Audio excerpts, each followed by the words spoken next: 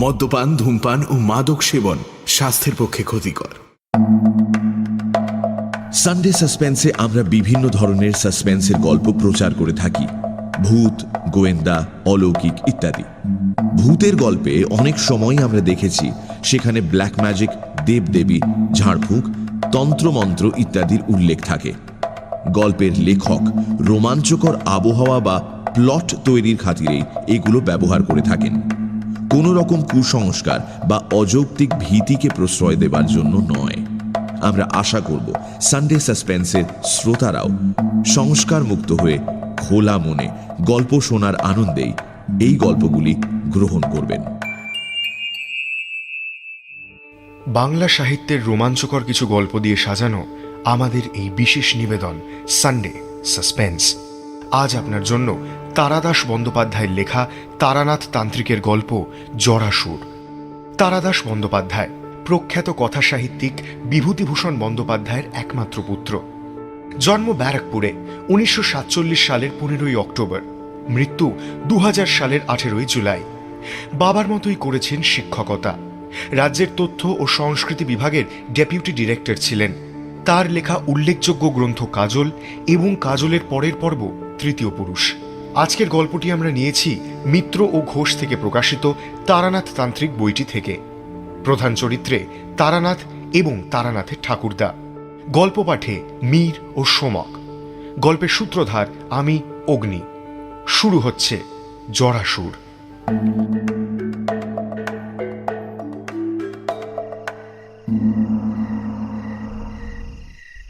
সান্ধ্য আসরে একদিন তারানাথকে বললাম, আপনার ছোটবেলার একটা গল্প বলবেন, শুনতে খুব ইচ্ছে করছে। দেখলাম তারানাথের চোখ কেমন শোকনীল আর ভাষা ভাষা হয়ে এসেছে। শৈশবের স্মৃতি সব মানুষকেই উদাস করে দেয়। কিশোরী বলল, যা ইচ্ছে বলুন, তুচ্ছ ঘটনাও আপনার বলার গুণে ভালো লাগে। আচ্ছা, আপনার পরবর্তী জীবন যে এরকম হবে ছোটবেলায় তার কোনো আভাস পাননি না? উত্তরে তারানাথ কিশোরীর দিকে তাকিয়ে বলল, আমার সিগারেট ফুরিয়ে গিয়েছে।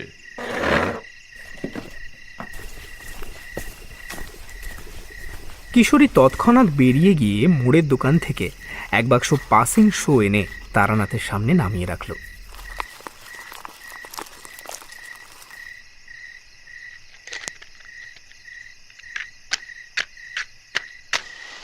একটা সিগারেট ধরিয়ে চোখ বুজে তৃপ্ত মুখে ধোঁয়া ছেড়ে তারানাথ বলল, সত্যি কথা বলতে কি, আজ দুদিন একটা পয়সাও আমদানি হয়নি। না হাত দেখা, না সস্তয়ন, না কিছু। সংসারের নৌকো একেবারে বালির চড়াই ঠেকে গিয়েছে। তাই আর লজ্জা করলাম না, সিগারেটটা চেয়েই নিলাম। কিশোরী বলল, পৃথিবীতে কিছু না দিলে কিছু পাওয়া যায় না। গল্প শোনারও একটা দক্ষিণা আছে বই কি। আপনি রোজ রোজ গল্প বলবেন আর পরিবর্তে আমরা কিছুই দেব না, তাও কি হয়? ভালো, তোমার দেওয়াটা তুমি সুন্দর কথা দিয়ে ঢেকে দিলে। ফাঁকিটা ধরতে পারলাম বটে, তবুও আমার নেওয়ার লজ্জাটা ঢাকা পড়ল। বেশ, কতকের দক্ষিণা বলেই নিলাম না হয়।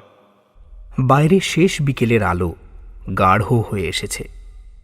বৈঠকখানার জানলা দিয়ে কিছুক্ষণ বাইরে তাকিয়ে থাকল তারানাথ। তারপর একটা নিঃশ্বাস ফেলে বলল, ছোটবেলার কথা মনে পড়লে বুকের ভেতরটা কেমন কেমন করে। কোথায় গেল সেই সব সবুজ মাঠ, মুক্ত হাওয়া, আমতলায় ছুটোছুটি করে বেড়াবার দিন। আর এই এখন কোথায় পড়ে আছি দেখো, নোংরা পরিবেশ, ঘরের মধ্যে দিনের বেলা অন্ধকার, নর্দমা থেকে পাঁকের গন্ধ ভেসে আসে সারাদিন। না, সেসব দিন আর ফিরবে না, ফেরে না। তারপর সবকিছু ঝেড়ে ফেলবার ভঙ্গিতে হাত নেড়ে তারানাথ বলল, যাক, যা গিয়েছে তা তো আর ফিরবে না, বরং আমার স্মৃতিতেই সমস্ত উজ্জ্বল হয়ে থাক। সিগারেটের শেষ অংশটা ছাইদানি হিসেবে ব্যবহৃত একটা নারকেলের মালার মধ্যে গুঁজে দিয়ে তারানাথ বলল, একটা ঘটনা বলি শোনো। বহুদিন আগেকার কথা। আমার 8-9 বছর বয়সের।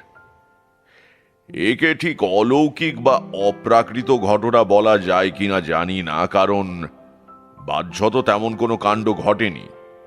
তবে শ্রেণী বিভাগ না করতে পারলেও গল্পটা তোমাদের ভালোই লাগবে। তোমরা তো জানো আমি গ্রামের ছেলে। বিরাট ধনী না হলেও আমাদের অবস্থা নিতান্ত খারাপ ছিল না।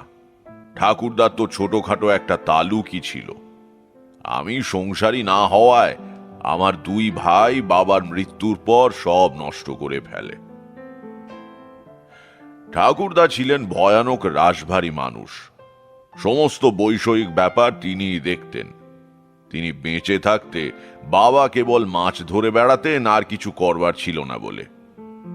ঠাকুরদা যে কেবল পয়সা চিনতেন বা মামলা করে বেড়াতেন তা কিন্তু নয়।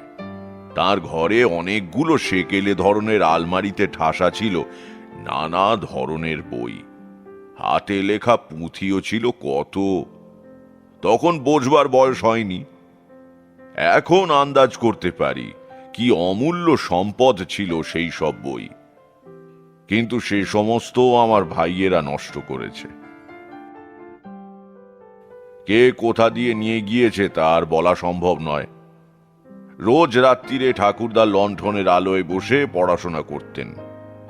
কথা বলতেন কম, কিন্তু যখন বলতেন বোঝা যেত যে বিষয় বলছেন তাতে তার গভীর জ্ঞান রয়েছে। নিদারুণ ব্যক্তিত্ব ছিল। আহা, কারো সঙ্গে মতবিরোধ হলে তিনি ঝগড়াও করতেন না, যুক্তিও দেখাতেন না। কেবল মুখ থেকে ফর্সির নলটা নামিয়ে তার দিকে ঠান্ডা চোখে তাকিয়ে থাকতেন। তাতেই কাজ হতো। আমি ছিলাম সবার আদরের ছেলে। কাকারা তখনও বিয়ে করেননি, আমার ভাইয়েরাও জন্মায়নি। কোনো কিছু ভাগ করে নেওয়ার অভ্যেস হয়নি তখনও। এই সময় আমাকে নিয়ে বাড়ির সবাই খুব বিব্রত হয়ে পড়ল। বললাম, কেন? সেইটাই তো গল্প, মনোযোগ দিয়ে শোনো। 8 বছর বয়স থেকে আমার হঠাৎ এক অদ্ভুত জ্বর আরম্ভ হলো। খেলাধুলো করে এসে রাত্রিরে ঠাকুমার পাশে শুয়ে রূপকথা শুনছি। হঠাৎ ঠাকুমা বললেন, কই দেখি, তোর গাটা যেন গরম গরম লাগছে। হাতের উল্টো দিক দিয়ে কপাল আর গলা দেখে বললেন, হ্যাঁ, তোর তো বেশ জ্বর হয়েছে বাবা। কি করে হলো? চুরি করে আচার খেয়েছিলি? বললাম, কই না তো। তাহলে জ্বর হলো কেন? জাগে, আজ রাত্রিরে তোর ভাত খেয়ে কাজ নেই, বুঝলি? দুধ সাবু করে দিচ্ছি, খেয়ে শুয়ে থাক। কাল দুপুরে রুটি খাবি। শরীর একটু টেডে গেলে জ্বর কমে যাবে, কেমন? তাই করা হলো। কিন্তু পরপর 3 দিন রোগীর পথ্য করার ফলেও জ্বর কমল না। তখনকার যুগে লোকে কথায় কথায় ডাক্তার দেখাতো না, আর গ্রামে গঞ্জে অত ডাক্তারই বা কোথায়। বাবা কেবল একবার বললেন, ছেলেটা বড় দুষ্টু হয়েছে, টোটো করে ঘুরে অসুখটা বাঁধালো। ওকে একটু শিউলি পাতার রস খাইয়ে দিও তো। মোটের ওপর কেউ আমার অসুখটাকে বিশেষ আমল দিল না, আর দেবার কথাও নয়। জ্বর জারি বাচ্চাদের হয়েই থাকে, আবার সেরেও যায়। কিন্তু 10 দশেক বাদেও যখন আমার জ্বর কমল না, তখন সবার টনক নড়ল। ঠাকুরদার কানে সহসা সংসারের কোনো খবর পৌঁছয় না। নিজের ঘরে বইপত্র আর দলিল দস্তাবেজ নিয়ে মগ্ন থাকেন। আমার জ্বরের 10ম দিনে ঠাকুরদা এসে খাটের পাশে দাঁড়িয়ে হাত দিয়ে গায়ের উত্তাপ দেখলেন। ঠাকুমা লম্বা ঘোমটা দিয়ে পাশে দাঁড়িয়েছিলেন। তিনি ঠাকুমাকে বললেন, আগে আমাকে খবর দাওনি কেন? কাল সকালে উঠে মহকুমা শহর থেকে জীবন ডাক্তারকে ডেকে আনবো। বাবা ক্ষীণ স্বরে বললেন, আগে জীবন ডাক্তার? তারপর বাবার দিকে ফিরে বললেন, হ্যাঁ, ওনার গাড়ি করে নিয়ে আসবো। আরো আগে আনা উচিত ছিল। টাইফয়েড দাঁড়ালে কি হবে ভেবে দেখেছ? বাবার মুখ শুকিয়ে গেল। তখন টাইফয়েড একটা কালান্তক রোগ বলে গণ্য হতো। ব্যাকটেরিয় ফাজ আবিষ্কার হয়নি, শুধু জল চিকিৎসা হতো।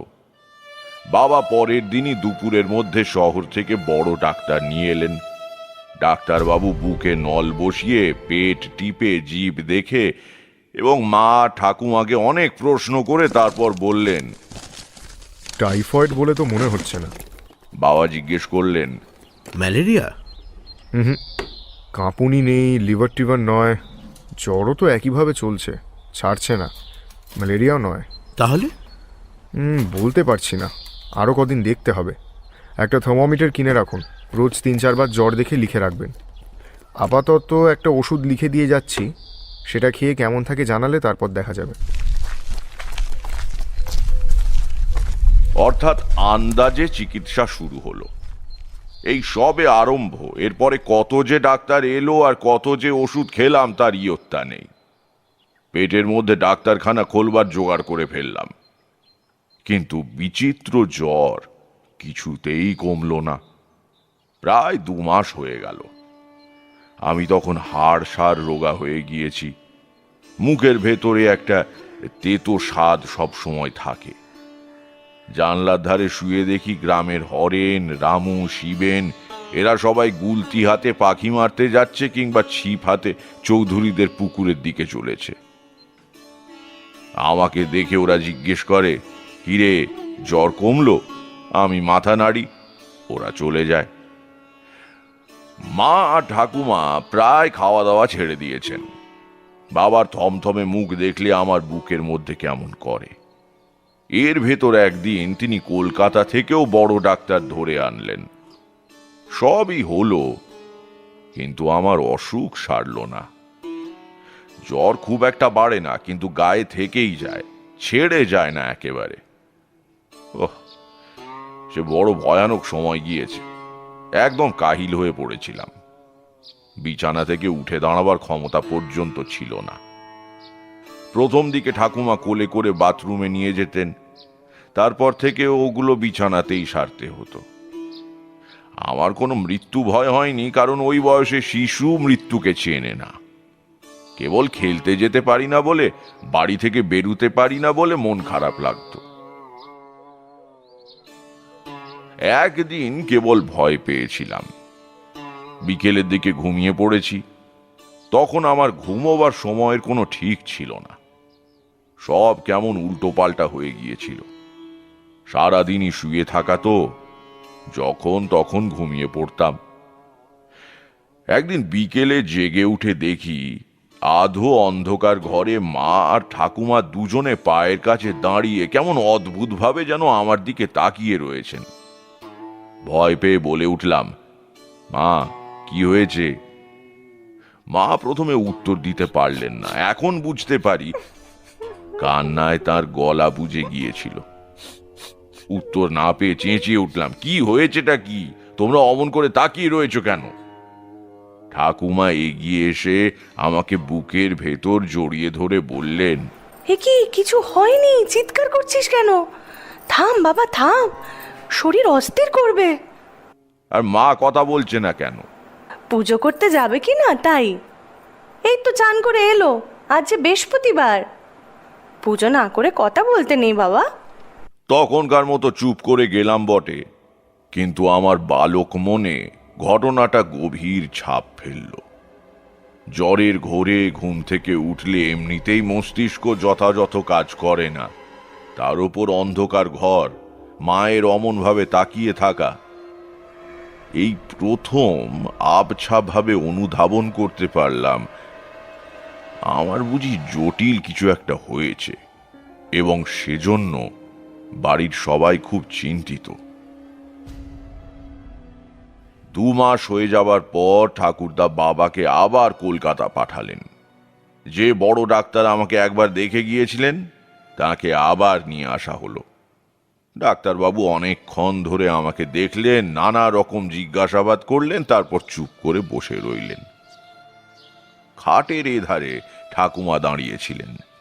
বললেন, কেমন বুঝলেন ডাক্তারবাবু? ডাক্তার হাত জোর করে বললেন, আমাকে আর লজ্জা দেবেন না, আমি কিছুই বুঝতে পারছি না। সব রকম পরীক্ষা হয়ে গেছে, জ্বর ছাড়া অন্য কোনো উপসর্গও নেই।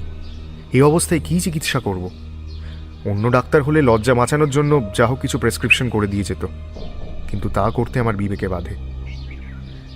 অনেক অনুরোধেও তিনি ফি নিলেন না।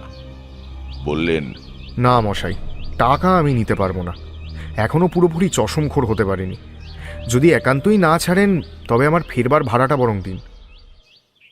গ্রাম্য বাঙালি পরিবারের যা বৈশিষ্ট্য, এরপর সবাই দৈব ওষুধের সন্ধানে ব্যস্ত হয়ে পড়লেন। নারায়ণপুরে কে নাকি ঠাকুর পেয়েছে, সেখানে গিয়ে ধর্ণা দিলে ওষুধ পাওয়া যায়। নারায়ণপুর আমাদের গ্রাম থেকে প্রায় 20-25 মাইল দূরে। অন্য কেউ গেলে হবে না, রোগীকেও অবশ্যই যেতে হবে। তা অম্লশূলের বা মৃগীর রোগী হলে না হয় গেল, কিন্তু 2 মাস ভুগে আমি তখন বিছানা ছেড়ে উঠতে পারি না। আমি অত পথ যাব কিভাবে? বাবা ভেবে ভেবে উপায় বের করলেন। ঘোড়ার গাড়িতে যেতে পারবো না, কারণ ঝাঁকুনিতেই মরে যাব তাহলে। তা বাবা বললেন, ওকে পালকিতে করে নিয়ে যাব। দাঁড়াও, পালকির ব্যবস্থা করি।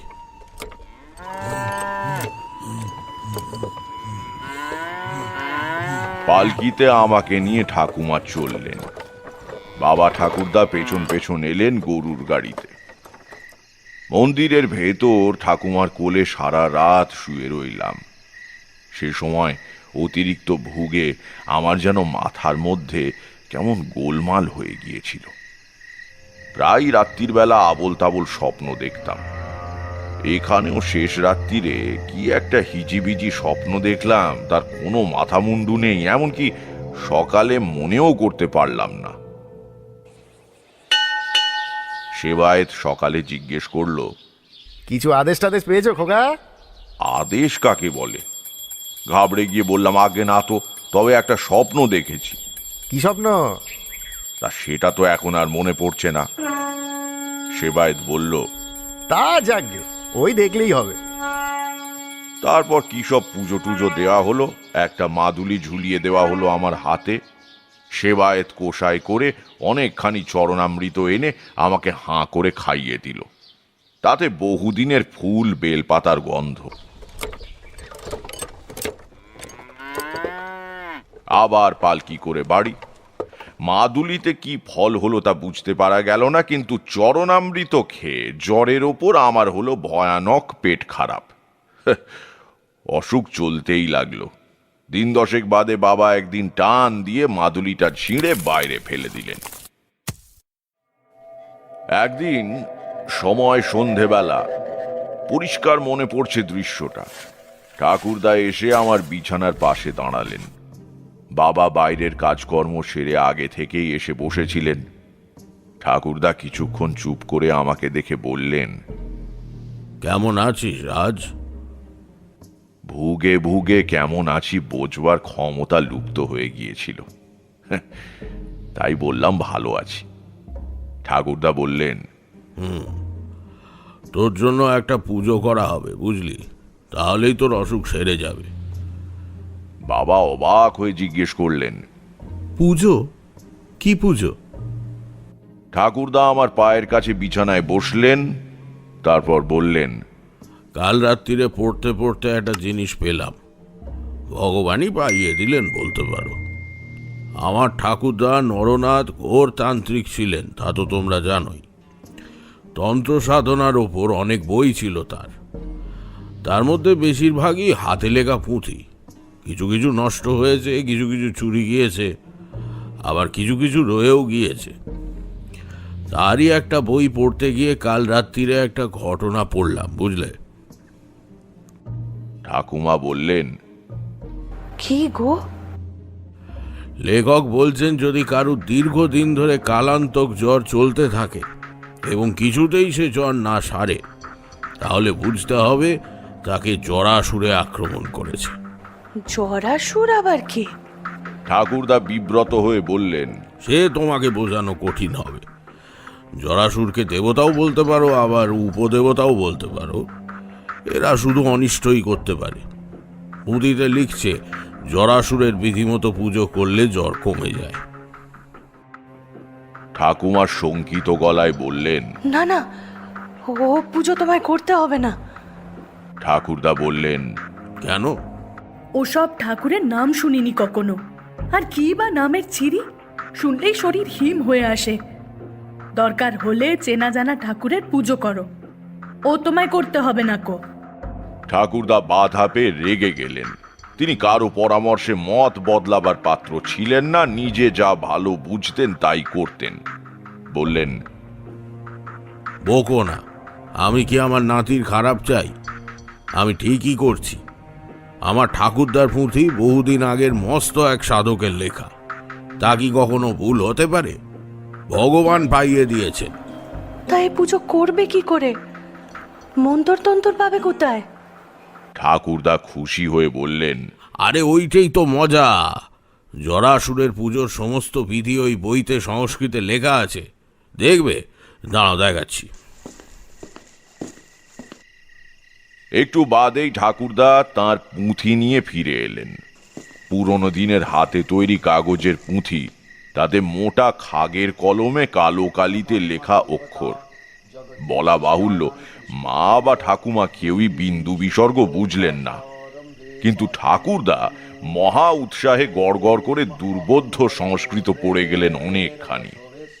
তারপর এক জায়গায় থেমে গিয়ে বললেন, এই হলো পুজোর নিয়ম আর মন্ত্র, বুঝতে পারলে তো? দেব ভাষার মোহ বড় সাংঘাতিক। ঠাকুমা মাথা হেলিয়ে সম্মতি জানালেন। ঠাকুরদা বললেন, আমার ভাগ্যও খুব ভালো। ঠিক এরপরেই পুঁতির এই পাতাটা কিছুটা পুড়ে গিয়েছে, এই দেখো। দেখলাম সত্যি পাতার অর্ধেকটা কিভাবে যেন পুড়ে গিয়েছে বটে। ঠাকুরদা বললেন, তাতে অবশ্য কোনো ক্ষতি হবে না। পোড়া জায়গার আগেই পুজোবিধি সম্বন্ধে লেখাটা শেষ হয়ে গিয়েছে, আর 12 দিন বাদে অমাবস্যা, ওদিনই পুজো হবে।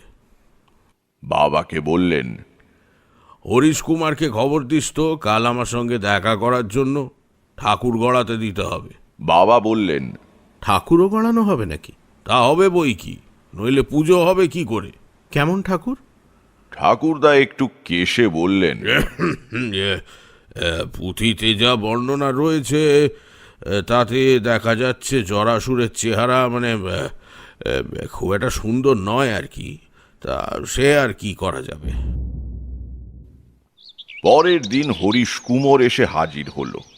ঠাকুরদা আদৌ ভূমিকা না করে তাকে বললেন, তোমাকে একটা নতুন ধরনের মূর্তি বানিয়ে দিতে হবে পুজোর জন্য, পারবে তো? আগে কিসের মূর্তি? জরাসুর। জরাসুর? সে কি জিনিস? ঠাকুরদা তাকে ব্যাপারটা আদ্যপান্ত বুঝিয়ে দিলেন। সময় নেই মোটে, 11 দিনের মধ্যে শেষ করতে হবে, 12 দিন পরে পুজো। কত মশাই, মূর্তিটা দেখতে কেমন হবে? ঠাকুরদা একটু ইতস্তত করে বললেন,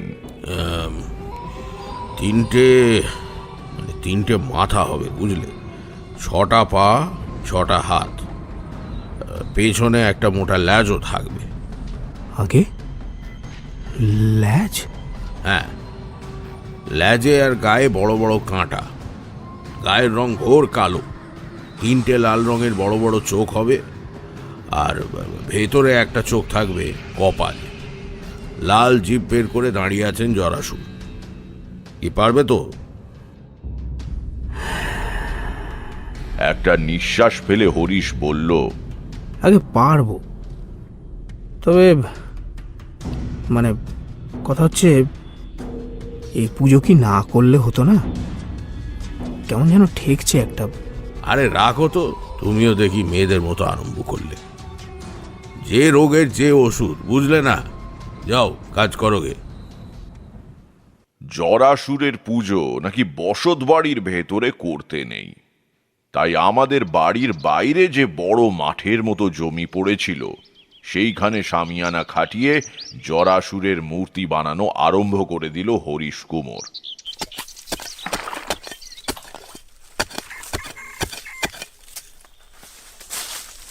ইতিমধ্যে গ্রামে এবং গ্রামের বাইরে রটে গিয়েছে ঠাকুরদা নাতির অসুখের জন্য কি এক বিকট মূর্তি বানিয়ে পুজো করছেন। রোজ সকাল থেকে শামিয়ানার তলায় ব্যাপারটা চাক্ষুষ দেখবার জন্য ভিড় লেগে থাকত। হরিশ কুমোরও ওস্তাদ লোক, এখন বুঝি মানুষটা খাঁটি শিল্পী ছিল। কেবলমাত্র বর্ণনা শুনে অভূতপূর্ব কিছু সৃষ্টি করা চারটিখানি কথা নয়। সুন্দরকে যে সৃষ্টি করে সে যেমন বড় শিল্পী, আবার ভয়ানক বিভৎস রস যে সৃষ্টি করতে পারে সেও বড় শিল্পী বৈকি। হরিশ মাথা ঘামিয়ে এমন এক বিকট মূর্তি তৈরি করলো যা দেখে পুজোর দিন আমার হৃৎকম্প উপস্থিত হয়েছিল। এদিকে সব আয়োজন মোটামুটি হয়ে গেল, শুধু পুরুত ঠিক করা বাকি। ঠাকুরদা নিজেই পুজো করবেন ঠিক করেছিলেন, কিন্তু এবার ঠাকুমা সমূর্তি ধরে ঝাঁঝালো গলায় জানিয়ে দিলেন যে ঠাকুরদা বিপত্নিক হবার পর যা খুশি তাই করতে পারেন, তার আগে নয়। ঠাকুরদা সামান্য হলেও ঠাকুমাকে ভয় করতেন, ফলে তিনি গ্রামের ৩-৪ জন পুরুত বামুনের থেকে বেছে বেছে সবচেয়ে দরিদ্র রামজীবন চক্রবর্তীকে পাকড়াও করলেন। তখন জরাসুরের মূর্তি প্রায় তৈরি হয়ে এসেছে। সে বেচারি ঠাকুরের চেহারা দেখে ঘাবড়ে গিয়ে বলল, আগে এ আমার সাধ্যে কুলোবে না। ঠাকুরদা কার্যোদ্ধারের নানা বাস্তব উপায় জানতেন, তার মধ্যে সবচেয়ে ফলদায়ী উপায়টি প্রয়োগ করলেন। ঠান্ডা গলায় বললেন, ও তোমার অসুবিধা হবে বলছো? থাক তাহলে। জোর করে কাউকে দিয়ে কোনো কাজ করানো উচিত নয়, বিশেষত পুজো। আচ্ছা, সাঁতরাগাছি থেকেই তাহলে পুরুত আনাতে হবে দেখছি। আসলে অনেকগুলো কাপড়, থালা, বাসন, ফল ফলাদি, তাছাড়া 1 মুঠো টাকা দক্ষিণা, এসব বাইরের গ্রাম থেকে এসে কেউ নিয়ে যাবে এটা চাই না বলেই তোমাকে বলছিলাম। বরং দক্ষিণা কিছু বেশি লাগলেও গ্রামের পুরুত করলেই ভালো হতো। তা তোমার যখন অসুবিধে। রামজীবনের 2 বয়স্কা মেয়ে তখনও অবিবাহিতা। একমাত্র ছেলে পড়াশোনা এবং পৈতৃক ব্যবসা ছেড়ে গ্রামে গ্রামে শখের যাত্রা করে বেড়ায়। কাজেই রামজীবন ইতস্তত করে বললেন, আগে না অসুবিধে আর কি, তবে নিয়ম কানুন জানি নে, তাই এ পুজো তো বড় একটা হয় না। নিয়ম আমি তোমাকে বলে দেব। 3 দিন ঠাকুরদা পুঁথি নিয়ে বসে সকাল সন্ধ্যা রামজীবনকে জরাসুরের পুজোর বিধি বোঝালেন। শেষ দিন বললেন, এবার একটা দরকারি কথা বলি শোনো, এ ঠাকুরের মূর্তি কিন্তু বিসর্জন হবে না। রামজীবন বললেন, বিসর্জন হবে না? তবে কি থাকবে? না, থাকবেও না। তবে? ঠাকুরদা কিছুক্ষণ চুপ করে বোধহয় ভাবলেন কিভাবে ব্যাপারটা বললে ভালো হয়। তারপর বললেন, রামজীবন, পুজো হয়ে গেলে জরাসুরের মূর্তিটা গলিয়ে ফেলতে হবে। গলিয়ে ফেলতে হবে? মানে ওপর থেকে জল ঢেলে মাটি গলিয়ে? বাধা দিয়ে ঠাকুরদা বললেন, জল দিয়ে নয়, রক্ত দিয়ে। রক্ত? হ্যাঁ, বলির পশু আগে থেকেই এনে রাখতে হবে। পুজো হয়ে গেলে একের পর এক বলি পড়বে, আর সেই রক্ত দিয়ে স্নান করানো হবে ঠাকুরকে। বলি চলবে যতক্ষণ না সমস্ত মাটি গলে কাঠামো বেরিয়ে পড়ছে। যত পশু লাগে লাগুক। রামজীবন নির্বাক হয়ে বসে রইলেন। ঠাকুরদা বোধহয় তাঁর মনের ভাব বুঝতে পেরেছিলেন। হাত দুটো জড়িয়ে ধরে বললেন, রামজীবন, আপত্তি করো না ভাই, আর তোমাকে টাকার লোভ দেখাবো না। আমার নাতির অসুখ, তার কথা ভাবো। আমার বিশ্বাস এ পুজো না করলে সে বাঁচবে না। রাজি হও ভাই। মাথা নিচু করে রামজীবন বললেন, ভয় পাবেন না, কথা যখন একবার দিয়েছি কোনো কারণেই আর ফেরত নেব না। আপনার নাতিকে আমি আশীর্বাদ করছি।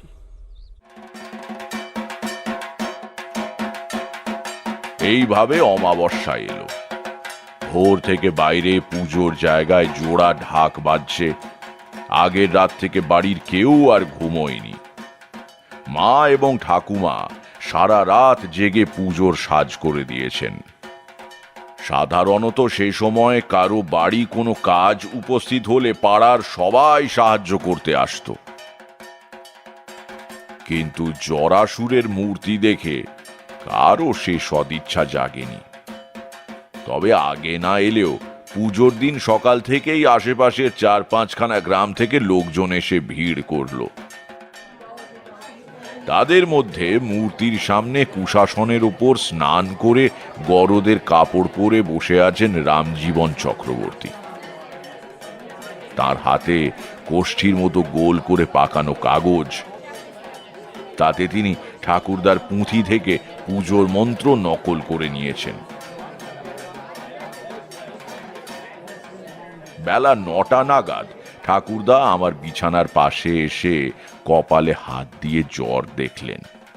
তারপর নরম গলায় জিজ্ঞেস করলেন, খুব কি কষ্ট হচ্ছে দাদু? বললাম, হ্যাঁ। মাথায় হাত বুলিয়ে দিয়ে ঠাকুরদা বললেন, আর ভয় নেই, এইবার সেরে যাবে। নাও ওঠো দেখি, আমার সঙ্গে চলো।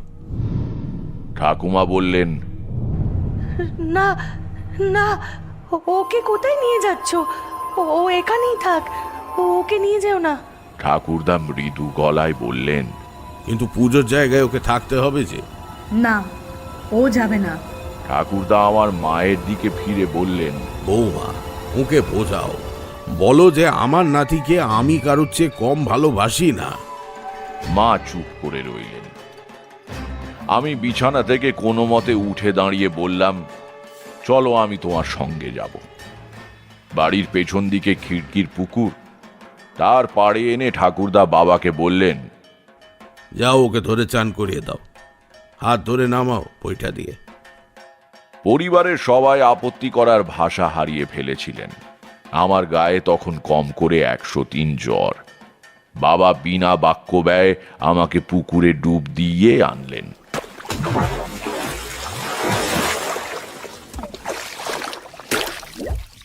ঠাকুরদার হাতে গামছা আর নতুন কাপড় ছিল। সেই কাপড় পরে পুজোর জায়গায় গেলাম। সব লোক যেন কেমন ভাবে আমার দিকে তাকিয়ে রয়েছে।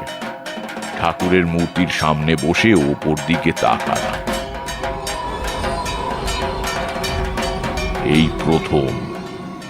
এই প্রথম জরাসুরের মূর্তির সঙ্গে চোখাচোখি হলো। ওহ, কি ভয়ানক মূর্তি না বানিয়েছে হরিশ কুমোর। ঘোর কৃষ্ণবর্ণ শরীরে বড় বড় 3টে ভাঁটার মতো লাল চোখ, গায়ে পেরেকের মতো খোঁচা খোঁচা কাঁটা, 3টে মাথা, 6টা পা। পৃথিবীর সব কুশ্রিতাকে একত্র করে এক ভয়াবহ দুঃস্বপ্নের জন্ম দিয়েছে এর স্রষ্টা।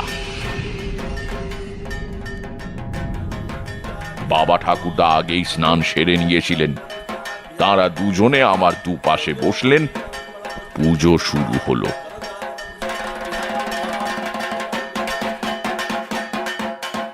চারদিকে বেদম ঢাকের আওয়াজ, ধুনোর ধোঁয়ায় চারদিক অন্ধকার। রামজীবন চক্রবর্তী দৃপ্ত স্বরে মন্ত্র পাঠ করে চলেছেন।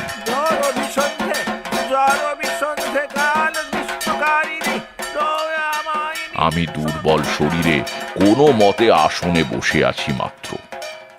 ঠাকুরদা এক হাতে আমাকে জড়িয়ে ধরে রয়েছেন। ঘণ্টাখানেক বাদে পুজো শেষ হলো। রামজীবন হেঁকে বললেন, এই সরে যাও, সব সরে যাও, সরে যাও, এবার বলি। ঠাকুরদা কত করেছিলেন আমার জন্য। কত বড় মূর্তি গলাতে কত ছাগল বলি দিতে হবে তার কি কোনো ঠিক ছিল? কাজেই নিখুঁত দেখে বহু ছাগল জোগাড় করে রাখা ছিল। ঠাকুরদার ইঙ্গিতে নিবারণ কামার রামদা হাতে এগিয়ে এসে কাজ শুরু করল।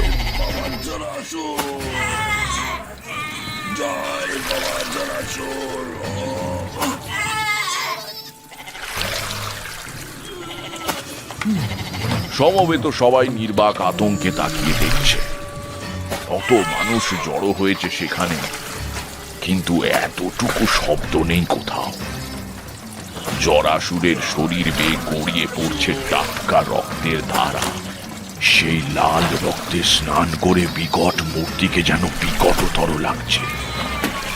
একটু একটু করে ধুয়ে যাচ্ছে রং, গলে যাচ্ছে চোখ মুখ, বিকৃত অর্ধগলিদাঙ্গে কি বিভৎস হাসি হাসছে দুঃস্বপ্নের দেবতা।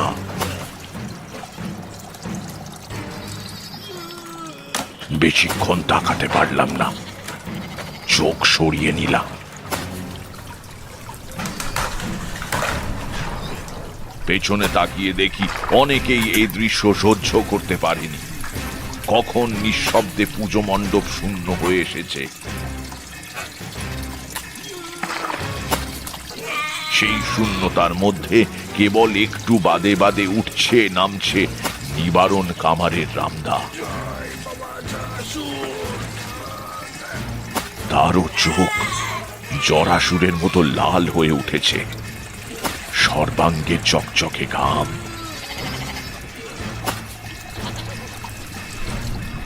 এক সময় চারদিকে রঙিন থকথকে কাদার মধ্যে জরাসুরের মূর্তির অবয়বহীন কাঠামোটা দাঁড়িয়ে রইল কেবল। বাকি সব নিশ্চিহ্ন হয়ে গিয়েছে। আমি এলিয়ে পড়েছি ঠাকুরদার কোলের ভেতর। ঠাকুরদা বুকের মধ্যে ধরে আমাকে বাড়িতে নিয়ে এলেন। আবার আমাকে বিছানায় শুইয়ে দেওয়া হলো। অবস্থা দেখে ঠাকুমা আমার মাথা কোলে নিয়ে বসলেন, বাবা নিজে বাতাস করতে লাগলেন পাখা দিয়ে। মা চোখে আঁচল দিয়ে কাঁদছেন। কেবল ঠাকুরদা অবিচলিত। তিনি তখনই আবার বেরিয়ে গেলেন। জরাসুরের কাঠামোটা নদীর ধারে নিয়ে গিয়ে দাহ করে ফেলতে হবে, তাই নাকি নিয়ম। কিন্তু আশ্চর্য ব্যাপার কি জানো, জরাসুর জাগ্রত দেবতা বলেই হোক বা ঠাকুরদার দৃঢ় ইচ্ছা শক্তির ফল হিসেবেই হোক, সবাইকে অবাক করে পরদিন আমার জ্বর ছেড়ে গেল এবং আর এলো না। তারপরও কিছুদিন বাড়ির সবাই ভয়ে ভয়ে থাকতো, একটু বাদে বাদে আমার কপালে হাত দিয়ে দেখা হতো। কিন্তু সত্যি জ্বর আর এলো না। ঠাকুরদার সম্মান দারুণ বেড়ে গেল, শুধু পরিবারের ভেতরে নয়, আশেপাশের বহু গাঁয়ের লোক তাকে একজন বিচক্ষণ মহাপুরুষ বলে মনে করতে লাগলো। সারা দিন ধরে বিস্তর লোক নানান পরামর্শ নিতে আসত। ফুর্তির চোটে ঠাকুরদা অর্ডার দিয়ে কাশী থেকে উৎকৃষ্ট অম্বুরি তামাক আনালেন।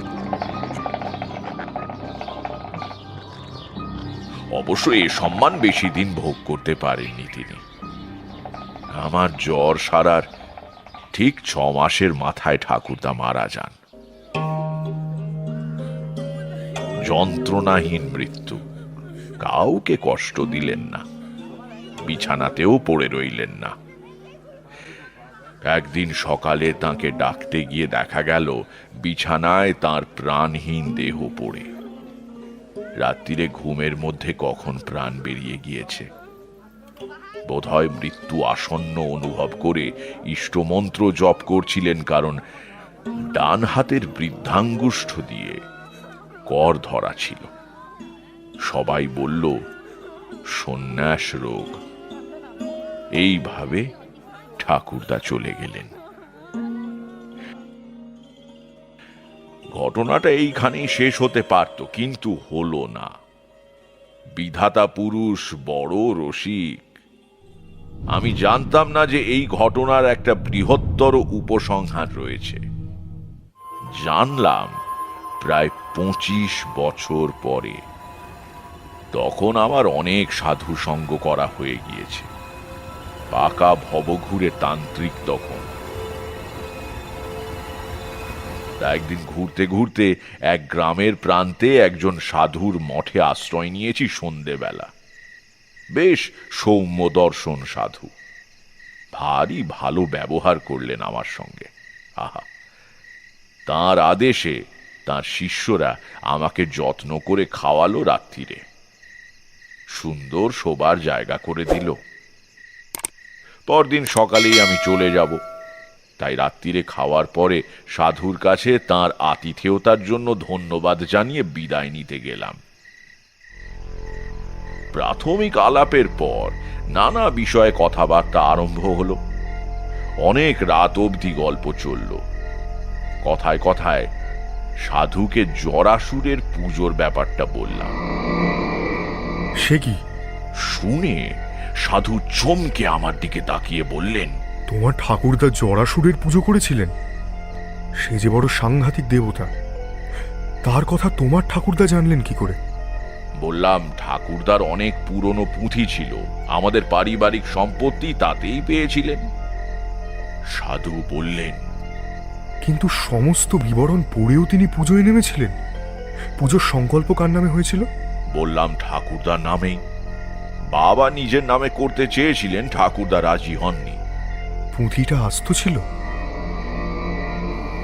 এবার আমার মনে পড়ে গেল।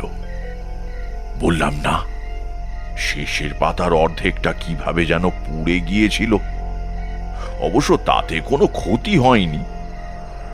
সাধু বললেন, হয়েছে, ক্ষতি হয়েছে। অবাক হয়ে বললাম, কিরকম? সাধু উঠে গিয়ে ভেতর থেকে একটা পুঁথি নিয়ে এলেন। আমাকে বললেন, এই দেখো, আমার কাছেও একখণ্ড আছে। শেষ পাতা পুড়ে না গেলে ঠাকুরদা দেখতে পেতেন জরাসুরের পুজোর নিয়মের শেষে সাবধান করে দিয়ে লেখা আছে, যার নামে সংকল্প হবে 6 মাসের মধ্যে তার মৃত্যু অবধারিত।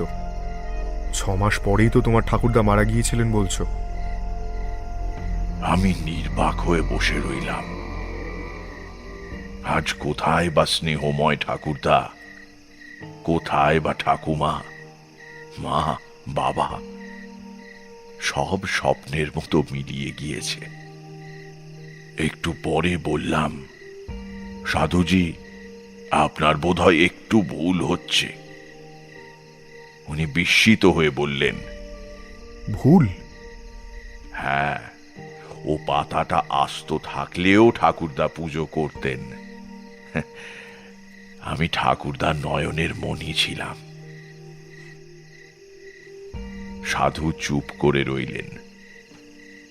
আমিও আর কিছু বললাম না, কিন্তু আর একটা কথা আমার মনে ঘোরাফেরা করছিল। এখন তা আমার দৃঢ় বিশ্বাস। তা হচ্ছে এই যে, ঠাকুরদা নিজেই ও পাতার শেষটা পুড়িয়ে ফেলেছিলেন, পাছে কেউ পড়ে ফেলে তাকে বাধা দেয় তাই। আমাকে ঠাকুরদা বড়ই ভালোবাসতেন।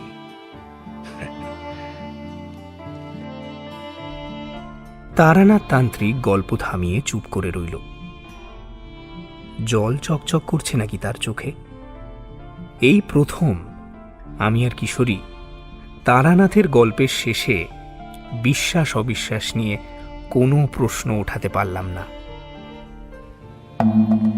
শুনছিলেন তারানাথ তান্ত্রিকের গল্প জরাসুর, রচনা তারাদাস বন্দ্যোপাধ্যায়, গল্প পাঠে তারানাথ তান্ত্রিক এবং রামজীবন চক্রবর্তীর ভূমিকায় মীর, আংশিক গল্প পাঠে ও হরিশ কুমোরের চরিত্রে সোমক, তারানাথের বাবা এবং তারানাথের ঠাকুরদার ভূমিকায় দীপ, তারানাথের ঠাকুমা অয়ন্তিকা, কিশোরী জীবন ডাক্তার, জনৈক সেবায়েত, জনৈক সাধু এবং গল্পের সূত্রধার আমি অগ্নি, ধ্বনি পরিকল্পনা ও আবহ সঙ্গীত review, poster design team asterisk, পর্ব পরিচালনায় টিম সানডে সাসপেন্স, বিশেষ সহযোগিতায় আমি অগ্নি, সামগ্রিক তত্ত্বাবধানে দীপ।